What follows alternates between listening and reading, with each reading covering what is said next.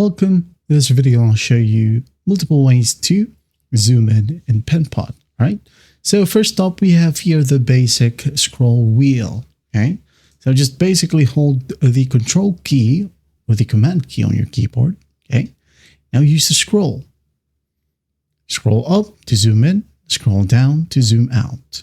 Okay. Now, another option is by pressing or holding control again. Okay. Hold control, then click on the plus sign on your keyboard to zoom in. Okay. Zoom out is minus. Control plus minus. All right. Now, if you want to fit all objects in one canvas, you can just go ahead and press Shift plus 1 key on your keyboard. Okay. Shift plus 1. As you can see here, it fits.